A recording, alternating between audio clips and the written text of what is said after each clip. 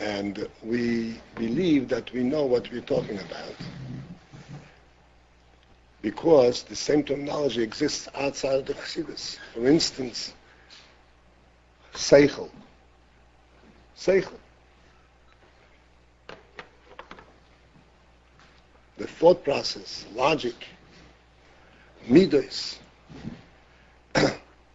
nefesh, guf, kelim, oir, when in fact, in many instances, I don't know about all, but in many instances, we do not really relate correctly to what Chassidus means with these terms. And as a result, we understand the Inyanim of Chassidus extremely superficially and what we call chitzoniistic. Not just superficially, we understand it as something which exists on the surface as an external process. And as a result, we have very much difficulty in relating to it, and what is its significance, and what does it do for us.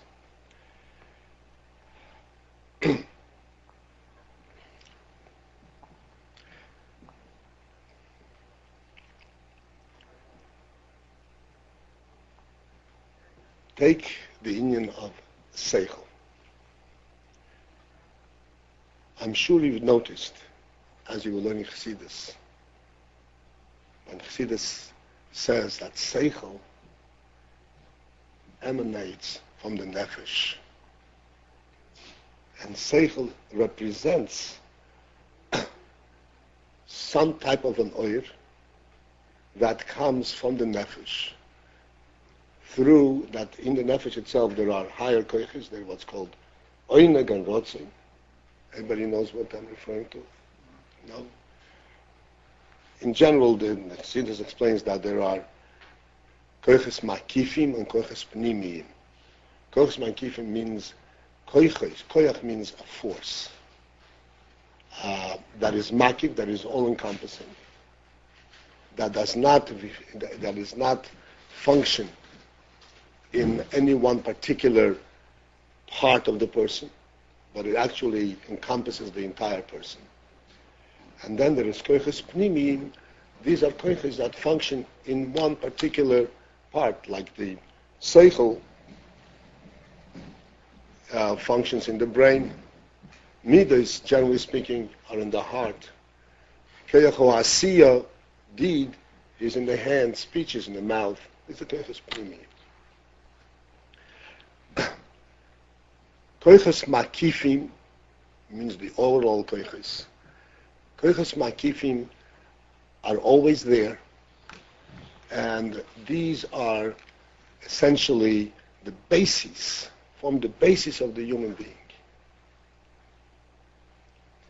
He may not be aware of it, he may not consciously experience it, but in fact, this is the whole chayas. This is what he lives with.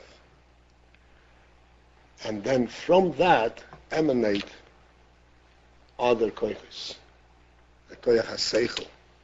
So this explains that what is a person able to understand? What does understanding mean? Understanding means that something comes out from his rotzin and from his oineg. Rotzin means the power, the willpower of the nefesh. Oineg is the delight, what the nefesh delights in. And this is what he's afterwards able to understand, and from that comes the midas. Anyone who starts learning Chassidus, this is one of the first principles that he encounters.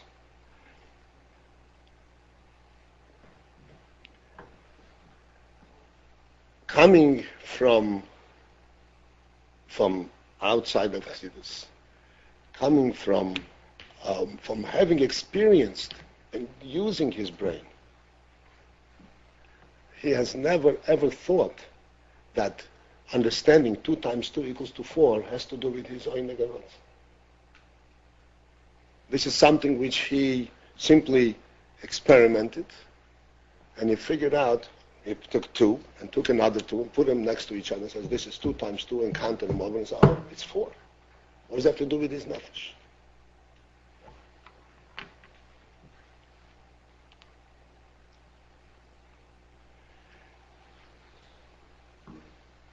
So this is a general question that comes up in one's mind, but he never really asks it. Oh, that's what Chassidus says. Okay. But see, a seichel comes from the nefesh. But as a result of this, without resolving this principal difference of the definition of seichel, what happens when you learn Torah, when you learn his Gemara, when you learn his Chassidus, and he gets and certain concepts are presented to him. Everything that he learns on that same surface, on that same level.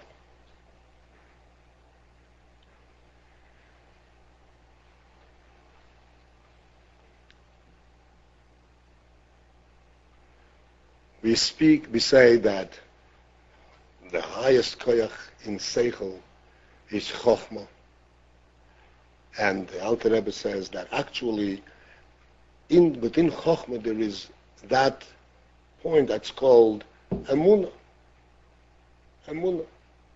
faith, belief.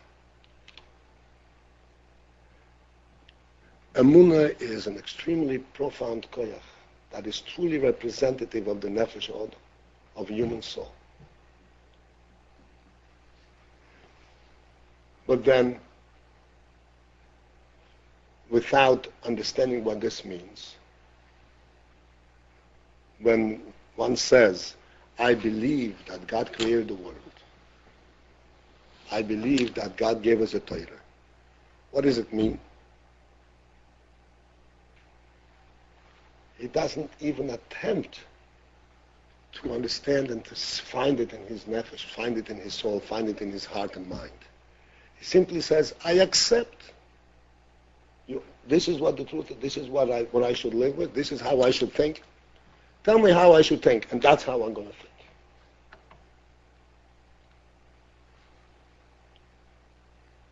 I believe you. You're not lying. I trust my Rebbe. We can understand. I mean, this is an experience that is not novel. I'm sure we know what I'm talking about. But what is the resultant development? What happens to us? We don't have an inkling. We don't really relate to what we're learning. And we're learning it diligently because we believe in it. Because when we believe in it, we trust it. We accept it. That's not what Chassidus wants from us. The union of Chassidus is called Pnimius HaTorah. Pnimius HaTorah means the inside of the Torah, the soul of the Torah, the life of the Torah. And this Pnimius HaTorah, the life of the Torah, touches the Pnimius of a Yid, the life of the Yid. So that a Yid literally lives and breathes this union of Torah.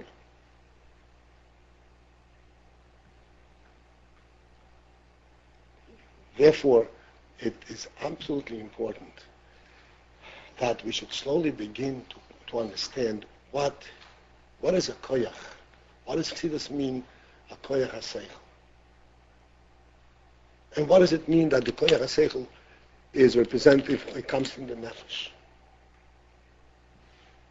Lahavdil, I personally witnessed, and remember, I'm sure you may have stories even more elaborate than the one that I saw. There was this gentleman on the yeshiva used to walk around with this little dog, Lahavdil. And this was his life, this little doggy. And he trained this dog to be able to respond to simple arithmetic questions. He would say 2 and 3, and the dog would bark out 5 times. So what does this mean? That 2 and 3 is not representative of human seichel. Even the dog lahavdil can also relate to that concept. And we can readily understand, where does the seichel come in? This is something that can be proven, what's called empirically. You don't need seichel, it can be proven. In our age, where everything has been developed, we have computers that can figure out formulas that a human being can take years, if ever, to come up with the result of a formula.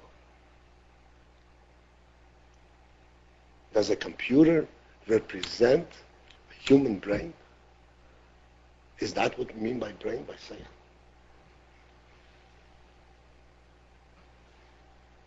Computer doesn't even have a soul, doesn't live.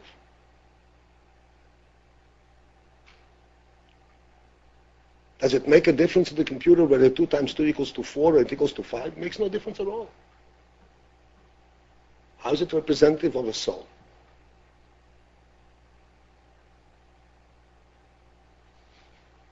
We have to take one first step. And we have to understand a very simple principle. Anything that a computer can figure out is way below the human brain. This is not what we mean by seichel. Sure, a human being is also able to figure out these kind of things. But that's not what represents human seichel.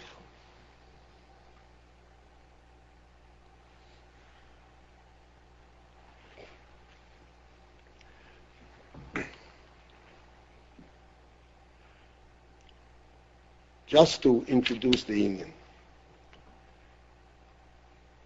I don't think we can conclusively discuss these inyanim in one session or even multiple sessions, but just that you should have an approach to the Inyan.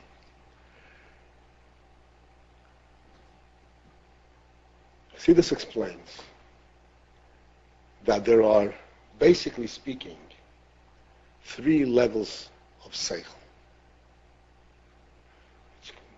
Seichel bahami, which means a seichel of a behemoth. Seichel of a behemoth does not mean that a behemoth has that seichel. It means a human being has the seichel, has a level of seichel that is at the level of bahamius. Then there is seichel anushi, what's called human seichel. And then, of course, there is seichel aliki, godly seichel.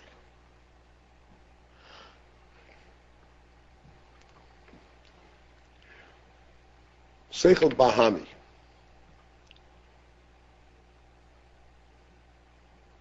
How does a behemoth lahavdil relate to the world?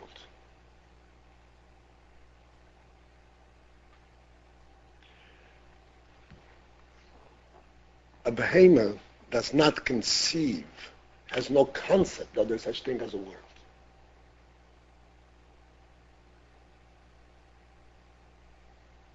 Doesn't have the concept, oh, there is such vastness, such beauty, such greatness. Nothing. It doesn't have that concept. What then? Still, a behemoth has seichel, and then some of them have cunning. What is a behemoth conceive? It can see an object, and it can judge whether this object is pro or con. In other words, it is something that is beneficial to me or is counter-beneficial to me. And how I'm going to deal with this subject. In other words, it sees in the world only things that affect it. And that's what makes that thing exist. The concept that the thing exists as such, whether or not I need it, whether or not it has any effect on me, does not exist in the behemoth's consciousness at all. This is what the Rebbe explains in the Maimer, in Yasidagani, that a behemoth can walk and destroy most valuable things. He can even walk over a person and not be conscious that he did any damage, anything inappropriate. It doesn't distinguish between walking on a living thing or walking on gravel. It doesn't distinguish between a piece of gold or a gold ornament or a rock. As a matter of fact, it doesn't care for gold, doesn't care for anything, it cares only for hay and water. That's the only thing that you can really appreciate. You show the most beautiful piece of jewelry, the Amos wouldn't know what you're talking about.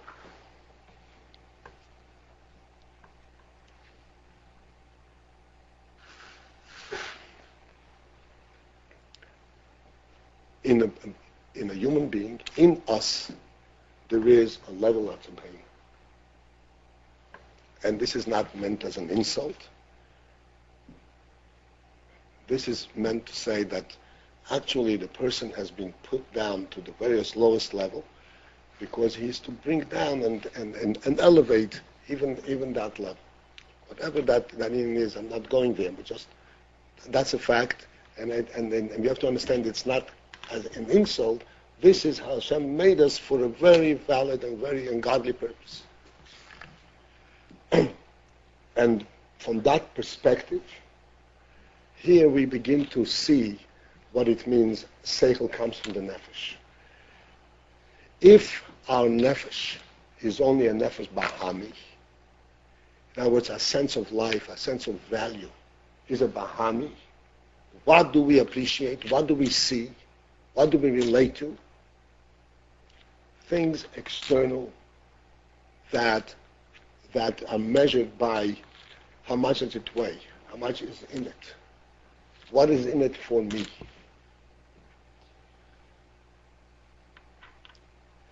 This level of seichel really includes a very broad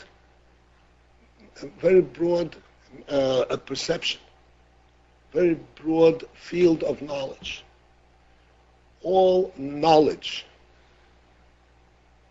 that defines and explains world per se, which does not incorporate in that definition saying, what is world about? What is world for? What does it stand for? What does it represent?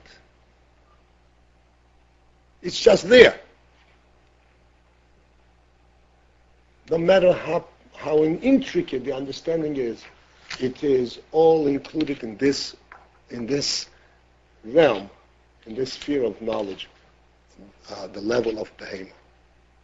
Clearly, the behemoth in the human being understands has a much broader spectrum of understanding than a behemoth in that does not have the human soul.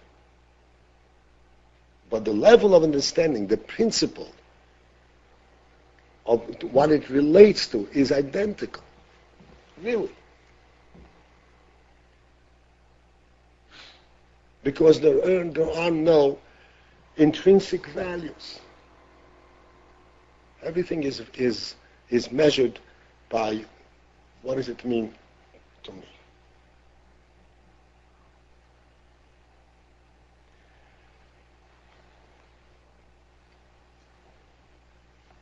At that level, and I'm speaking from practice because I had a class and I asked a question, and these are the answers that I got.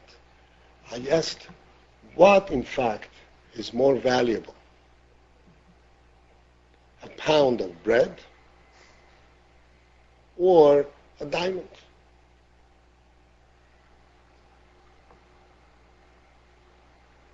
Is that in the context of the world today, or is it like what context is that? Just in the context of a human value. Mm-hmm. And the answers that I got, without giving an insight, And again, I'm not so I'm trying to insult, I'm just showing to what extent we have a misconception completely. Oh, a diamond, of course, is more valuable because you can sell the diamond and get so much more bread. What does it mean?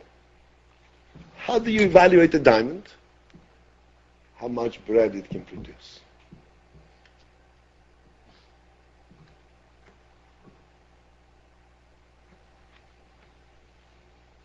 But a diamond, it has an intrinsic value.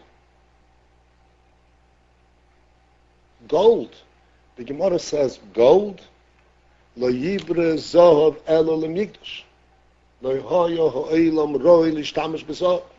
That the world is not really fit, does not really deserve, it doesn't fit that there should be gold in the world. World and gold are nullity. They don't fit together. Everything in the world is temporary. It changes. Gold is permanent. It doesn't get destroyed. It doesn't rust. It doesn't get ruined. It's always pure. How is gold fit in the world? So the Gemara says that gold was created in the world only for the Beis Hamikdash. That's where gold fits perfectly well. It's a kind of a value, kind of a quality that is outside of the quality of words.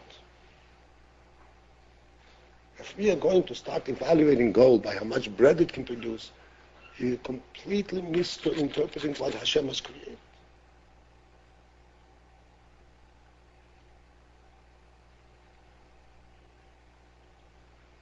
From a Behema perspective, and from our perspective, as so to speak, as a Bahami approach, we really find it difficult to understand, to explain what is the value of gold.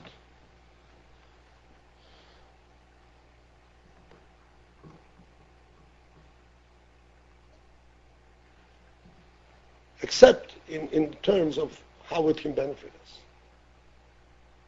What should I do? I'm a jeweler. People want to pay money for it, so I give it to them. I don't know what its value is. It's an ongoing market. Everybody says that you have to buy a gold jewelry. Okay, so I'm selling it. And it's kind of built on itself. But the intrinsic value of it is not comprehended on the Behema level. Above that, there is Seichel Enushi, which means human Seichel. What does human Seichel mean? Human Seichel means a Seichel that emanates from a human perception that he is a human being. This is called Nefesh Enushis, Nefesh Asichlis. A person perceives himself that as a human being, he has a different set of values. He looks at the world differently than L'Havdil L'Baim.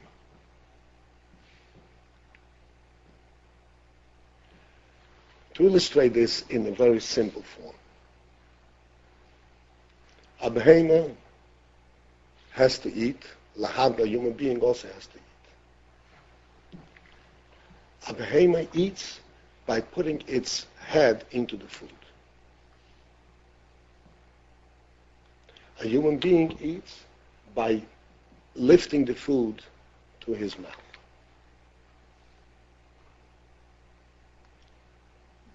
And when we see a human being putting his head into the food, we say, you're not eating in a human fashion.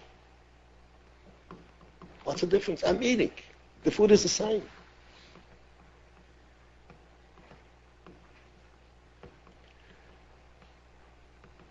And we answered to him, yes, the food is the same. But a human being has to stay above. His head has to be above the food. there's a certain level of respect that one has to have for his stature as a human being. And therefore, yes, he also has to eat, but he has to bring the food up to his mouth, not put his head in there.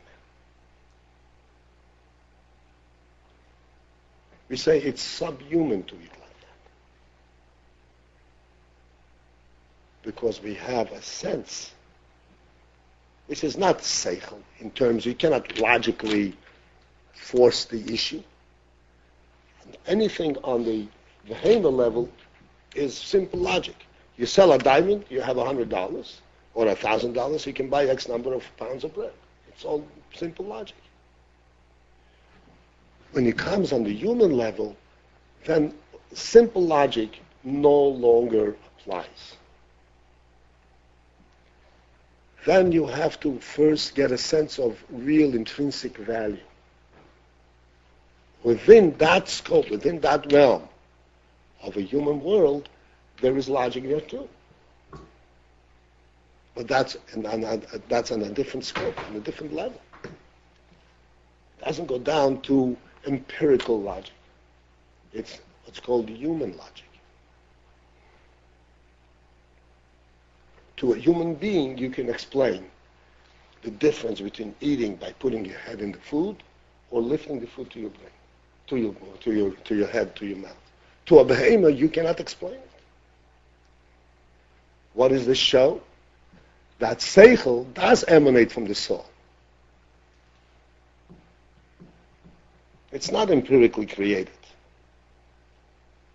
It depends what soul you have. It depends what your approach is. It depends what your sense of existence is.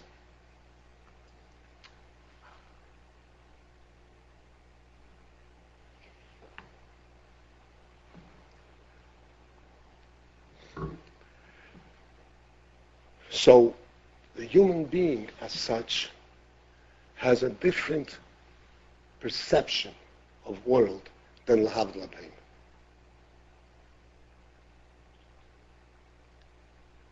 What is the perception, the overall perception of a human being of the world?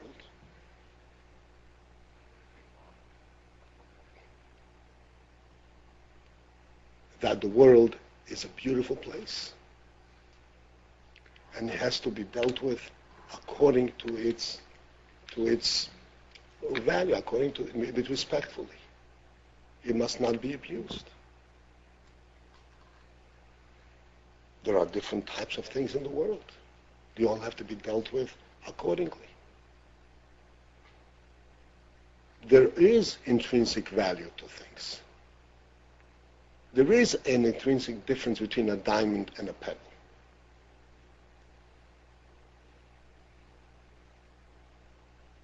And there is such a thing as beauty. There is such a thing as order and disorder.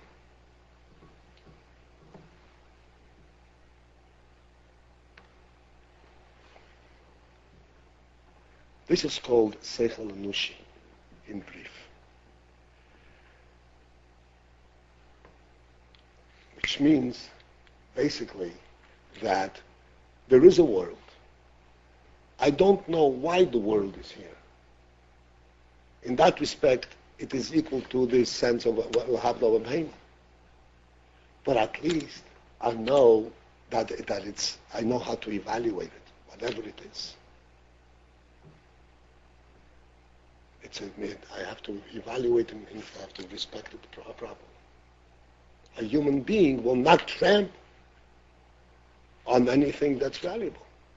As a matter of fact, a human being, when he passes something and he sees and he's in doubt whether this is valuable or not, he will bend down to see.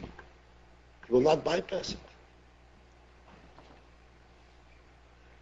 Because he knows that there are things which are valuable and things which are not. Or things which belong on the ground and things which don't belong on the ground.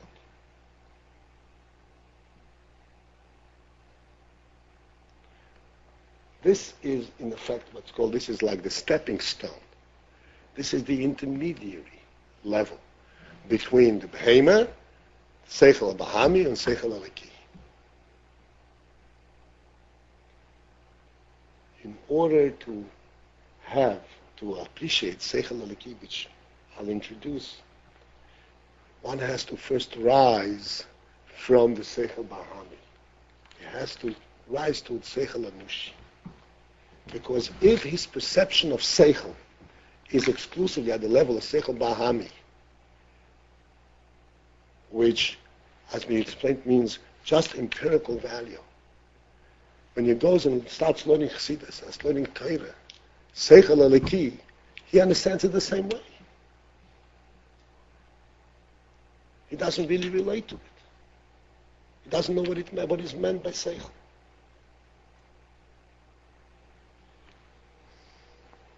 There has to be this intermediate step where one gets a sense and begins to experience and recognize there are things which are not just physical, and they're not measured in terms of weight, in terms of power, in terms of direct service to me. They have intrinsic value. After that, one's mind is inclined, has been exposed and experienced this type of sense, a sense of real value. This is why, for instance, when we raise our children, we raise our children to say Moidanim, we raise our children to daven, Vashnegel and to do mitzvahs. We also raise our children to tie their shoes, to make their beds, to stay clean, to keep order. Why? The kid says, what's the difference, Mommy? At night I'm going to disturb the bed again. What's the point? Close the door. You don't see the bed is disturbed. And his mommy says, no, my king. You have to make your bed. You get up, you have to set it up. You have to take the Begel out in the morning and throw it out, and in the evening you bring it back. But why? No, why? You are a human being. It's a different level of consciousness. Different set of values. It's not why. You cannot force the issue empirically, logically. There's no logic to it. The logic comes from the human being. You're a human being. And therefore, then, once you're a human being, then you can begin to appreciate it. And this is how we, so to speak, introduce and develop and raise our children to appreciate human values, not just plain empirical values. And therefore, they grow up with Nebush and Silv, with Seichel and Nushi. Seichel and Nushi then allows them to go further and understand a much deeper and higher inyan in Seichel, what's called Seichel Eliki, real Seichel.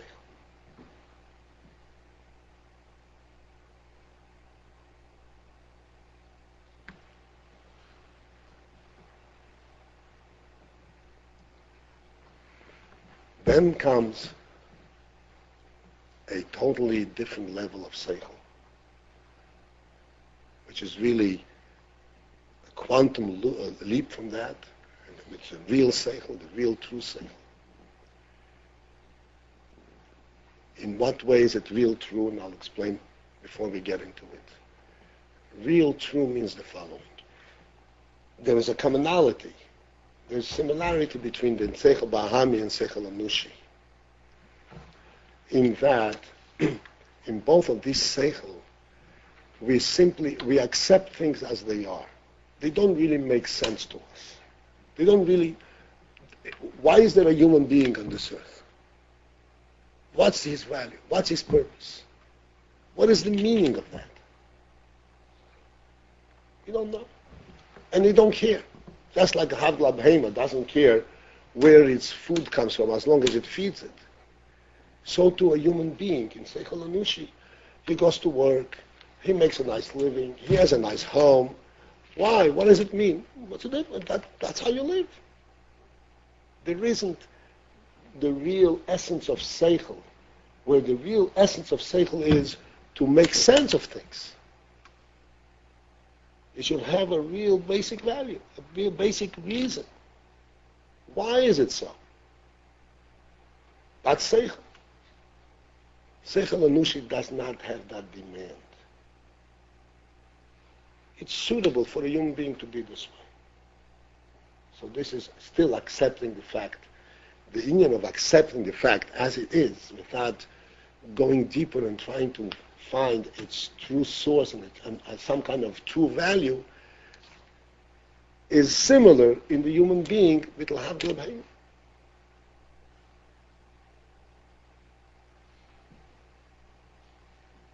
And this is why we see very often where a human being lives a perfectly fine human life. He's a successful businessman, an honest businessman, he does everything right. And then at one point or another he wakes up and he says, where did my life go to? What did I waste it for? What did I waste it on? How many you wasted? You lived like a human being. But there is something in the human soul that says that just to live a proper life as a human being is not the end. It is not satisfactory. It doesn't answer all the question that's nagging at me somewhere deep down in my soul, deep down in my brain. And having lived a proper life and been successful and raised a healthy family, I still feel empty.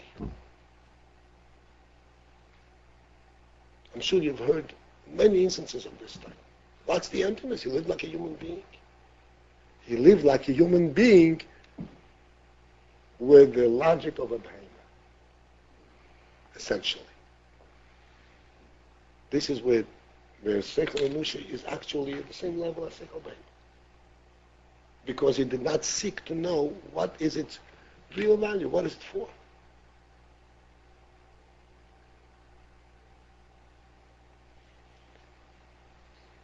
Then there is, as I said, an entirely different level of Seichel, which means that there's an entirely different level of soul within us, of life within us. That's called Seichel Eliki.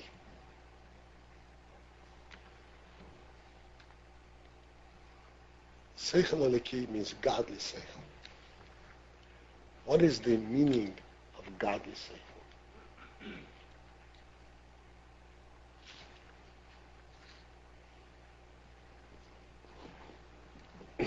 Godly, as we pointed out in the Shir, also in Samach Vov, godly means that it's a true presence. It's not an accidental presence. It's not a presence which I accept because it's there. It's a presence that is a must-be. It's a true presence. It's an infinite presence. It justifies intrinsically its existence. Not like everything else in the world that does not justify intrinsically its existence. Everything in the world exists for something else. Why does it exist? This was made like this, was made like that. For this reason, for that reason. Godly means that it has an intrinsic right, an intrinsic reason for being. The Seichel, the human Seichel, the Seichel that we can perceive, that emanates from that perception, from the perception that we have that, yes, there is a world, but there is something beyond world. I know why there is a world. There is a world because God wants it. There is an intrinsic meaning and purpose and value in this.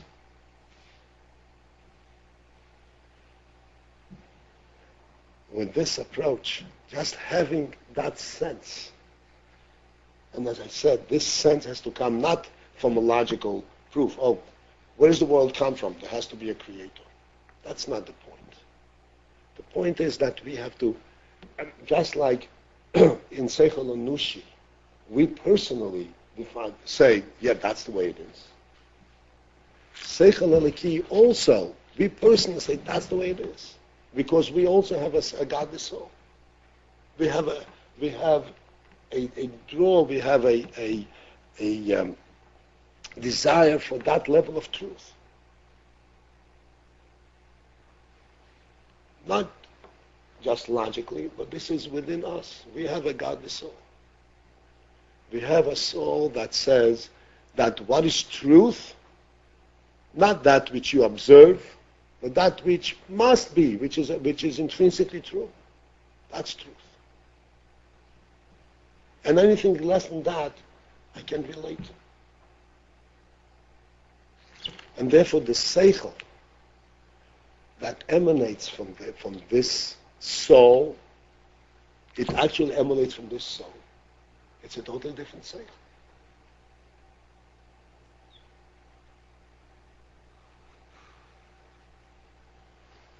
In this seichel, just for instance,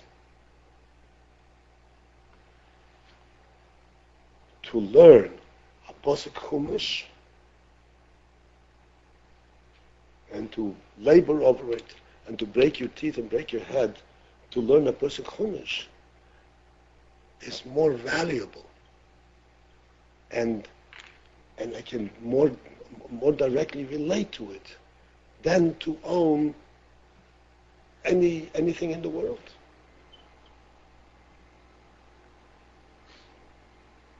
Because anything in the world is just temporary, and this is the real thing. It's a completely different perception. Seichel Anushi, that doesn't exist. Doesn't exist. Yes, I can distinguish between one thing in the Gashmis in the world, another thing in the Gashmis in the world. But to say that to understand the concept, to learn something, to know something, just for the sake of knowing it, for the sake of experiencing it, that alone has an intrinsic value, is beyond Seichel Anush. This is why many of us experience this difficulty convincing our parents, convincing our friends, convincing whoever we have to convince of, what are you doing in yeshiva? Is this going to give you a diploma? Is this going to give you a job? Is this going to put you in a position where you're going to be a somebody? You're learning. So what happens after you learn? What has it done for you? It's a very proper question from the perspective of Seichel Anush. But there is a deeper sense that draws us here. It's a whole world, a whole seichel that is an entirely different realm. Just as you cannot explain the value of gold to a behemoth, so too can you not explain the value of Bereishis Bara Elokim Zashamayim V'Ha'aretz to a human being without having the sense of Seichel. And you know something even much more so. You can stand on your head. There's no way you can relate to it.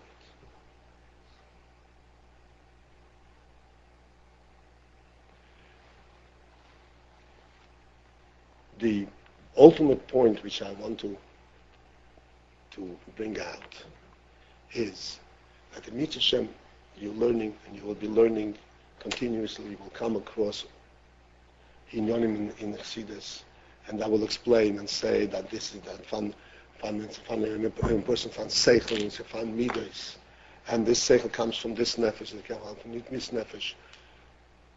You should have a sense of what is it referring to, and to try and relate to it from that perspective, so that you will know that seichel is not a flat surface. Seichel is a very, very deep inyan. this will also help to understand, because normally Chassidus says as a principle, that Seichel is the real person, is the highest thing in the human being. And normally, whether you thought about it or not, but if you scratch a little the surface, you say, I don't agree with this. Neither is your feelings is more important. What's the point of Seichel? If you know something and you have the logical argument, if you don't feel it in the Midas, so what do you have? The Midas is where the human being comes out, where you see that he's got la'ava, he has sira, he has emotions. You see that he's alive. Seichel, you don't see that he's alive. Even the computer has seichel. Computer has no emotions.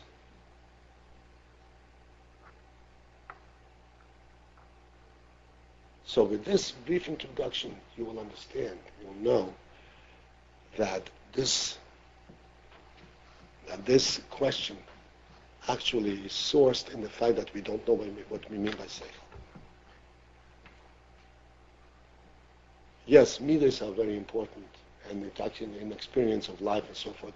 It does not compare at all to the ability of understanding of actually having a concept that gold is different than a piece of ore, a piece of iron. And that learning a Pasuk Chumash is a different realm, it has a value, an intrinsic value, way beyond owning anything in the world. That's a seichel, that's not midas, that's not an emotion.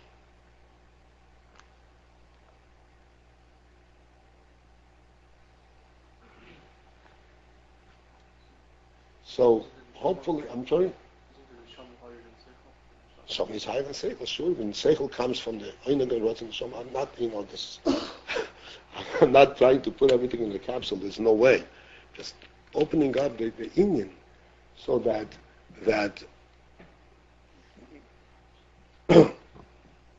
you'll be able to relate. Number one, be able to relate. Number two, be able to question and start digging and try to understand what is it in fact mean. Because normally when you come across this type of a question, and you say, oh, I see it completely the opposite, you say, oh, I believe you. It says so in Tanya. Oh, I accept it. I believe it. This is not what is meant by learning. And the whole purpose of learning is to open up and to find it in your own mind, in your own soul, this thing.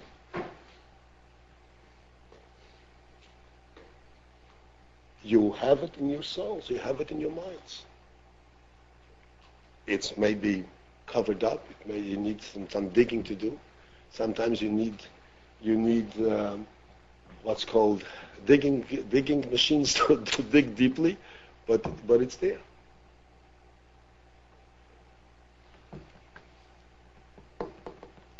Should each one find and bring out and reveal our own truth. So that the seichel is the highest thing. The seichel is the highest thing in koiches glue. But the neshama is not the glue. Right.